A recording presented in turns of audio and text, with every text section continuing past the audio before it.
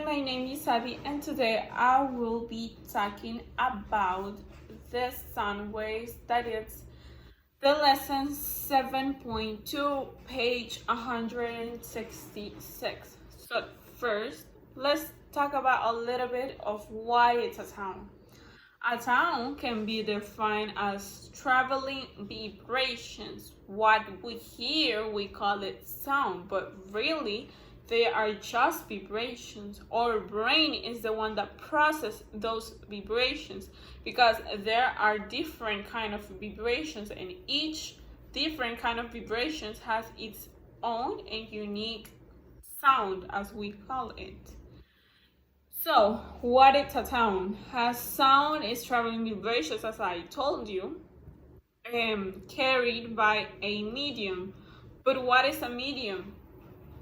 A great example of a medium is something to transport that one thing. For example, when we eat, our food needs a medium to get to our stomach. And what is that medium? That medium is our intestine. For example, our intestine helps us to carry all the food to our stomach so that he can process it.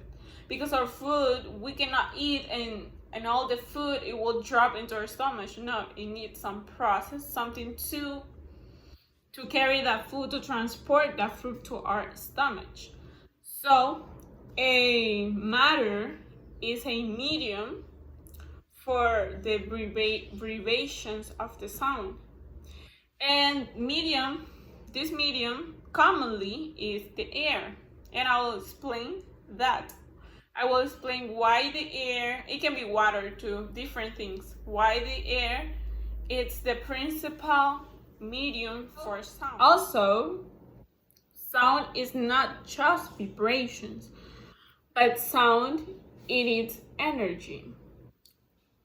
And what makes energy produces sound. Sound cannot be produced if there is no energy, or if there is no a medium, as I told you. I will make sound using energy, and I made sound by doing this. This is a type of energy. What type of energy am I using? I'm using mechanical energy. That energy is made by myself.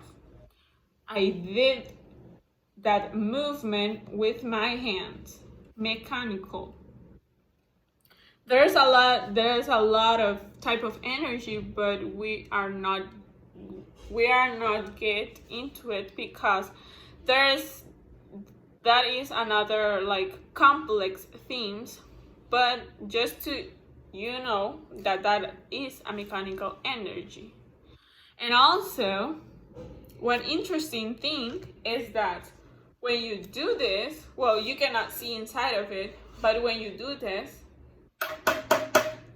all the vibrations inside of the bottle are also literally making waves, sound waves, but you cannot see it.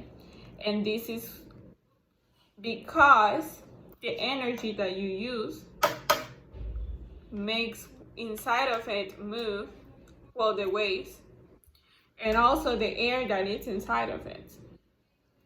And also it can be here, I don't know if you can hear, maybe inside of the bottle can be here a little bit. And this is because inside of the bottle is air molecules. If there is no air or something to transport sound, there will not be sound. And a great example of it is the experiment of Robert Boyle. He pumped air from a airtight glass. This was like a sphere made out of glass without air inside of it. He pumped all the air and made a vacuum. What is a vacuum? A vacuum is something that has no air, has nothing inside of it. None of air, nothing. So inside of it, he put a clock that produces sound, right? So he made the experiment to demonstrate that sound cannot be produced without matter. And as you know, matter can be solid, liquid, you know what is matter. So he wanted to demonstrate that, and he did. None of sound was produced inside of the vacuum because there was nothing to transport the waves. There was nothing. There was none of air. There was none molecules so that the vibrations can travel.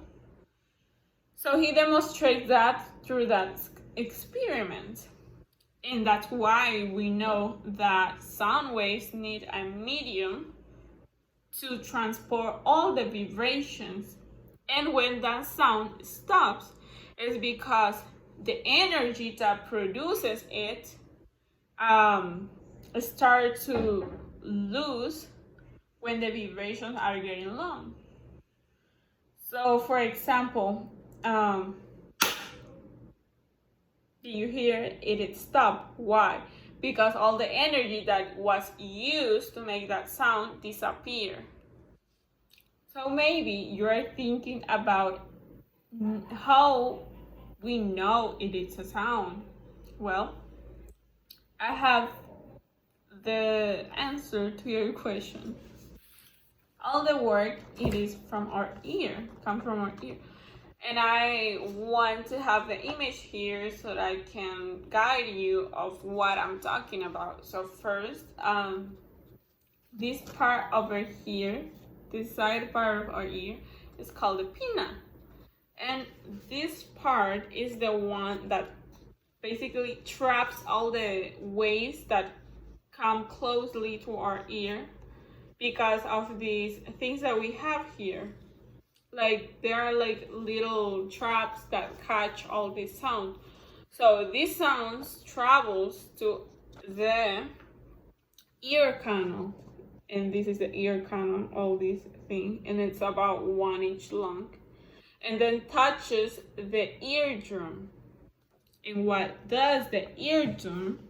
The eardrum vibrates, and then the sounds travel to these 3 little bones that, by the way, are the little tiniest bone on the body. There are 3, and the first one, this one over here, it's called the hammer. The second one, this one, it's called the anvil, and the third one, this one is called the stirrup. So these little tiny bones amplifies the sound, make it louder, amplifies all the sounds. But why?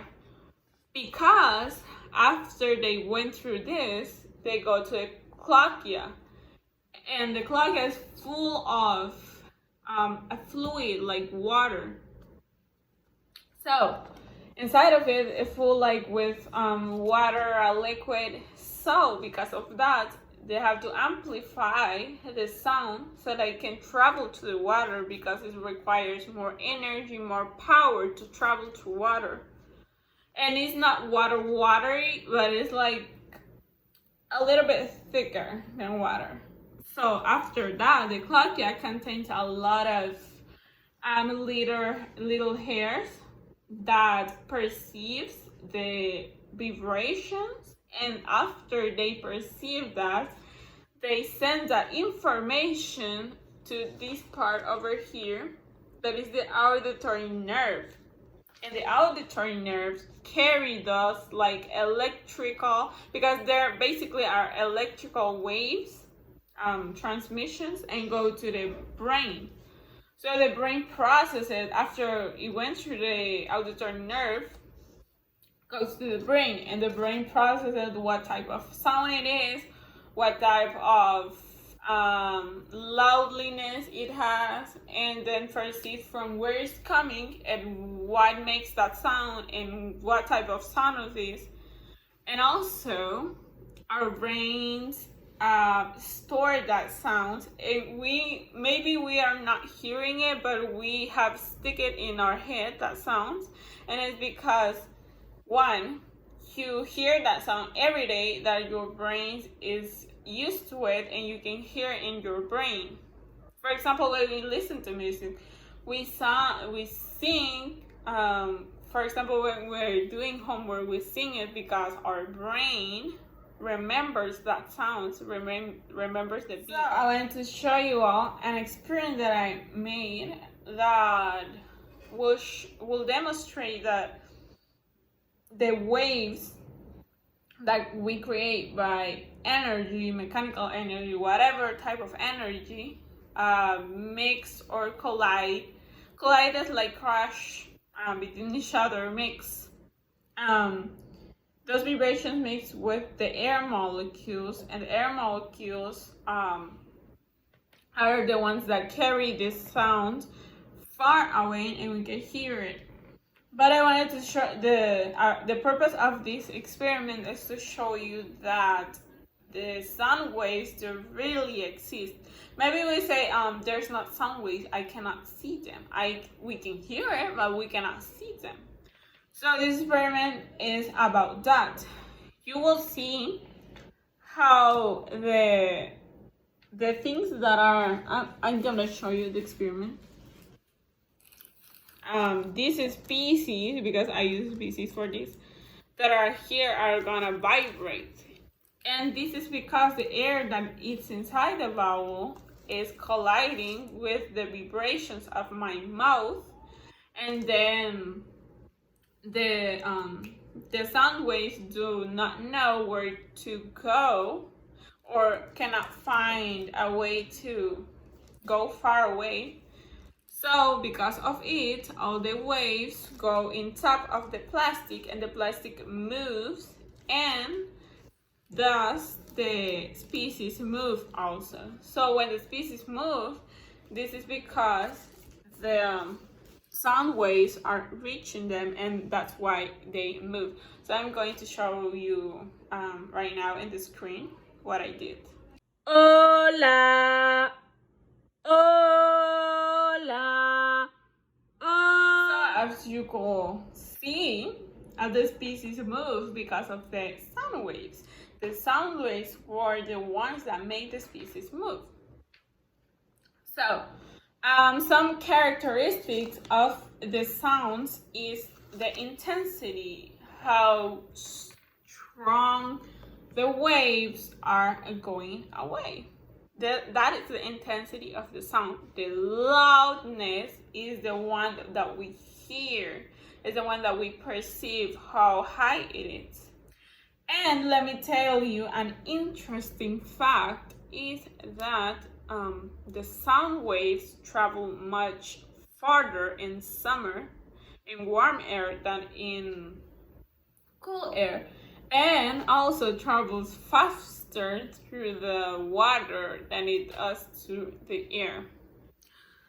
So this is all for this theme, and I hope you understood why we perceive the sound and how the sound waves are made. Thank you for listening. Bye.